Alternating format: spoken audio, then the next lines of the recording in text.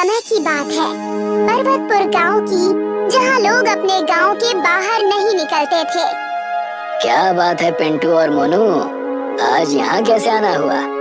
प्रधान जी, दरअसल बात यह है कि हमें गांव से बाहर जाना था, बस आपकी आज्ञा लेने आए थे। नहीं नहीं, कोई मना ही नहीं है, पर असल में रेगिस्तान में कोई जाना नहीं चाहता। वैसे तुम दोनों वहाँ क्यों जाना चाहते हो? हमें तो लगा कि गांव से बाहर जाने पर प्रतिबंध लगा है। हम तो बस देखना चाहते थे कि ये गांव के बाहर का रेगिस्तान कैसा है, और सिर्फ हमारा गांव ही रेगिस्तान जैसा क्यों है। हाँ प्रधान जी, और गांव में पानी की वजह से इतनी दिक्कतें हैं, वर्षा होती ही नहीं, बस उस बड़ी झील की वजह से हम यहाँ बसे हुए हैं। हाँ तुम सही कह रहे हो, बस ये झील ही एकमात्र कारण है कि अब तक इस पर्वत पर पूरा गांव टिका है, वरना यहाँ भी एक रेगिस्तान होता। लेकिन दिक्कतें तो अब भी हैं प्रधान जी, ये झील कोई स्थायी उपाय नहीं है। हम सोच रहे थे कि बाहर जाकर देखें, शायद कुछ समझ में आए हमारे, और हम गांव की मदद कर पाए। सोच तो बहुत बढ़िया है, ठीक है तुम दोनों जाओ, पर अपना ध्यान रखना। प्रधान से आशीर्वाद लेकर दोनों वहाँ से निकल पड़े। धन्यवाद मोनू, अपने साथ लाने के लिए। मुझे भी इस गांव के लिए कुछ करना है, और तुमने मुझे भी प्रयास करने का एक मौका दिया। अरे इसमें मैंने कुछ नहीं किया, बस कुछ करने की चाह होनी चाहिए। फिर हमारा साथ ना भी होता तब भी तुम इस यात्रा पर निकल ही जाते। चलो अब हम चलते हैं पानी की तलाश में ऐसी जगह जहां हम गांव वालों को ले जा सके। तीनों रेगिस्तान में निकल पड़ते हैं और एक साथ कोई नई जगह ढूंढने लगते हैं। पूरा दिन ढूंढने के बाद उन लोगों को कुछ नहीं मिलता और रात हो जाती है। आज तो हाथ में बस ये रेत आई, कुछ ऐसा मिला ही नहीं जिससे गांव का भला हो सके। हाँ, क्या हमें यहाँ इस रेत में कुछ मिलेगा भी? आज का दिन बीता नहीं और तुम दोनों ने अभी से शिकायतें शुरू कर दी। पर जहाँ तक नजर जा रही है, बस रेत ही रेत दिखती है। अभी तो बस एक दिन हुआ है, हमें और समय देना होगा, तब जाकर कुछ हाथ लगेगा। अगर इतनी जल्दी कोई उपाय मिल जाता तो गांव में इतनी दिक्कत होती ही क्यों? हाँ सही कह रहे हो, वो सब छोड़ो, लेकिन रेगिस्तान में रात के समय काफी ठंड लगती है।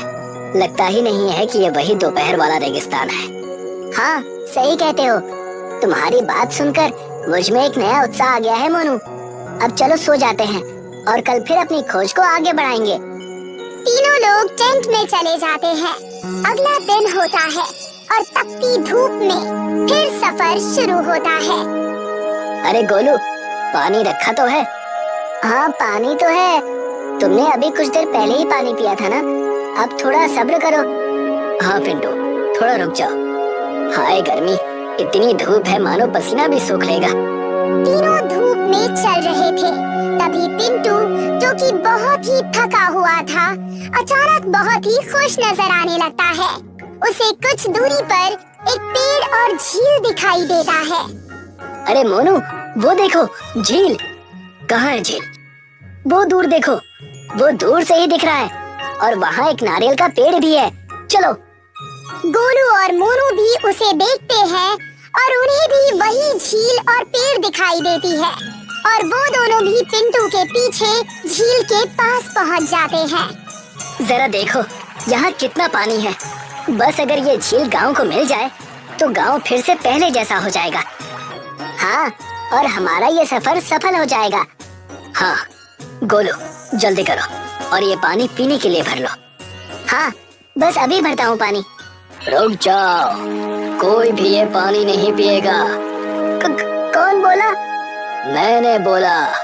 इस झील और इन पेड़ों का मालिक नाम है जिन। अरे ये आवाज कहाँ से आ रही है? नीचे तो देखो। तीनों लोग नीचे की ओर नजर करते हैं और देखते हैं कि वहाँ एक जिन है, जो कि कद में बस उनके घुटने तक का ही है। हमने तो कहानियों में सुना था आपके बारे में, पर आप तो सच में बड़े बौने निकले। मजाक उड़ाते हो मेरा? ऐसा जादू चलाऊंगा कि सारी हेकड़ी निकल जाएगी। अरे माफ कीजिएगा जिन जी, हमारी ही गलती है। हम तो अपने गांव की समस्या का हल ढूंढने निकले थे। गांव के झील का पानी अब सूख गया है और हमें बड़ी दिक्कतें हो रही हैं। कृपा कीजिए और हमें इस झील का इस्तेमाल करने दीजिए। मन के साफ लगते हो, पर मैं ये झील तुम्हें नहीं दूंगा।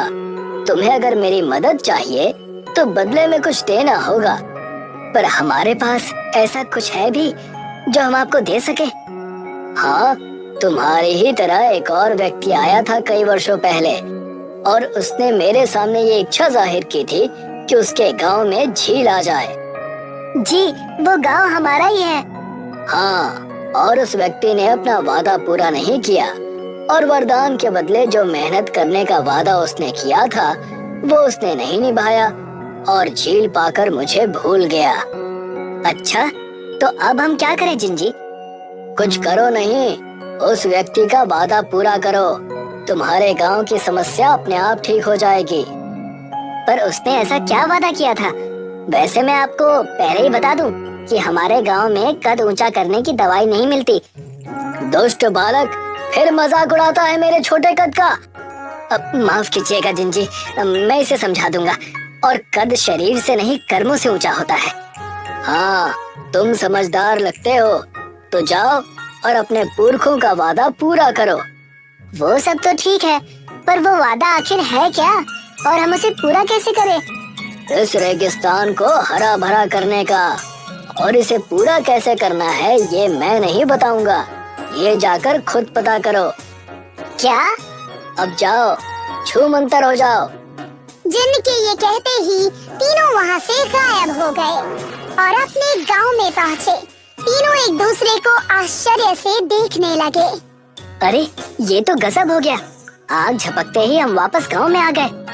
हाँ, वो छोटू जिंजी तो असल जिन निकले। वो सब तो ठीक है, पर परेशानी अब बहुत बढ़ जाएगी। आखिर हम रेगिस्तान को हरा भरा करेंगे कैसे? हाँ, और हमारे पास उन छोटू जिंजी के अलावा और कोई चारा भी तो नहीं है। वही हमारी मदद कर सकते हैं। लगता है सब व्यर्थ हो गया। हमारे पास तो इतना पानी भी नहीं है कि हम पूरे गांव की खेती पहले की तरह कर पाए। तीनों निराश होकर अपने घर की तरफ निकल जाते हैं, बीत जाते हैं, पर कोई मार्ग नहीं निकलता।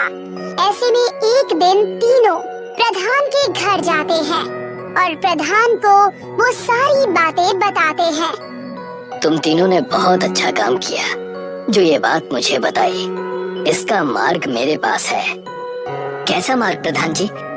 दरअसल कई पुश्तों से बीज की कुछ बोरियां हैं जो कि उसे दी जाती है जो इस गांव का प्रधान बनता है। पिछले प्रधान ने मुझसे कहा था कि ये बोरियां मैं संभाल कर रखूं। ये बोरियां जादुई हैं और इनके इस्तेमाल से रेगिस्तान एक दिन हरा भरा हो जाएगा। क्या सच प्रधान जी? एकदम सच बेटा पिंटू। कहा जाता है कि जब ये गांव बसा था और ये झील हमें मिली थी, उसी समय इस बीज का इस्तेमाल करके इस रेगिस्तान को हरा भरा किया जाना था, पर गांव के लोगों ने उन्हें रोक दिया। वजह क्या थी ये तो मैं भी नहीं जानता। मोनू, ये जिंजी की बात तो सच निकली। चलो हम तीनों अभी इन बीजों को रेगिस्तान में बोना शुरू करते हैं। रुको, अगर इन्हें बोने से गांव का कुछ भला होगा तो मैं अन्य गांव वालों से भी तुम्हारी मदद करने के लिए कहता हूँ। अगर हमने कुछ दूर तक इन पेड़ों को बो दिया तो आगे का रेगिस्तान भी हरा भरा होने लगेगा। प्रधान तीनों को एक बोरी बीज दे देते हैं। चलो अब इन्हें बोते हैं और रेगिस्तान को हरा भरा करते हैं ताकि जिंजी हमारी मदद करें। गांव वालों की मदद से तीनों रेगिस्तान में बीज को दूर दूर बोना चालू कर देते हैं। उन्होंने उन सारी बोरियों के बीजों को अब काफी दूर दूर तक बो दिया था, लेकिन कई हफ्तों के बीतने के बाद भी वहाँ पर कोई पौधा नहीं उगा। ये देखकर तीनों दोस्त, प्रधान और गांव के लोग उसी झील के पास गए जहाँ पर वो जिन्न था। अरे मोनू, कहाँ है ये जिंजी? दिखाई तो नहीं दे रहे। मैं यही हूँ। कहाँ? नीचे देखो, नीचे। अरे ये तो सचमुच छोटू जिन है, बिल्कुल वैसे जैसे पिंटू ने बताया था। मजाक उड़ाते हो? क्या काम है बताओ और जल्दी से रफा दफा हो जाओ। अरे नाराज ना हो जिंजी, क्या है ना कि अभी ये आपके कर्मों को नहीं जानते, इसलिए आपको छोटू कह दिया। हाँ, तुम वही समझदार बालक हो ना, तुम कहो क्या काम है?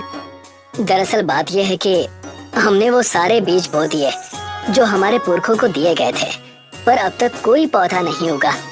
जादुई बीज है, पर पानी के बिना नहीं उगते। थोड़ा पानी तो लगेगा ही ना।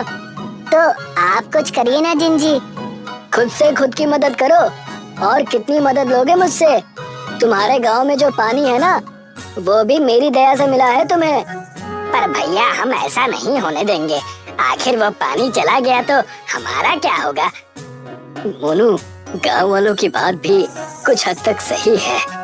मैं जिंजी की बातों को अब समझ गया हूँ, और इस गांव में क्या हुआ है वो भी। अच्छा, ऐसा क्या समझ गए तुम? हमें भी बताओ। हमारे गांव की झील जिंजी ने ही हमें प्रदान की थी, और जिस व्यक्ति ने उनसे ये झील पाई, उन्होंने इस रेगिस्तान को हरा भरा करने का वादा किया था। पर जिस प्रकार इस समय विरोध हो रहा है, उसी तरह उस समय भी विरोध करके लोगों ने ऐसा होने नहीं दिया। आप ही लोग बताइए कि वो झील सूख गई तो आप लोग क्या करेंगे? किस मुंह से मदद मांगेंगे जिंजी से? पर इनके पास शक्तियाँ हैं तो इन्हें हमारी मदद करनी चाहिए। ऐसा नहीं है काका, हमें अपनी मदद खुद करनी चाहिए। और जिंजी ने तो हमें पहले ही रास्ता दिखा दिया है। कैसा रास्ता? अगर रेगिस्तान हरा भरा हो जाएगा तो वर्षा होने लगेगी, और फिर हमें बस झील के भरोसे नहीं रहना होगा। लेकिन उसके लिए हमें अपने लालच को त्यागना होगा, वरना आने वाली पीढ़ियां इस गांव में नहीं रह पाएंगी और ये गांव बंजर हो जाएगा। माफ करना मोनू, हम सब गांव वाले डर गए थे। हाँ मोनू, तुमने ये कहकर हम सबकी आंखें खोल दी। हमें सिर्फ अपने स्वार्थ के बारे में नहीं सोचना चाहिए, और ना ही मेहनत से भागना चाहिए। आसानी से कोई वरदान मिल जाए ऐसी आशा भी नहीं रखनी चाहिए। हम सब तुम्हारे साथ हैं मोनू। हाँ, अब रेगिस्तान हरा भरा होकर रहेगा। मैंने कहा ना कि ये समझदार है। जाओ, अब सब काम पर लग जाओ। मात्र एक दिन में ये रेगिस्तान हरा भरा हो जाएगा। सबने उसी झील का पानी इस्तेमाल किया। उन्होंने उस रेगिस्तान को अब हरे भरे जंगल में बदल दिया, जिस कारण अब गांव में वर्षा होने लगी थी।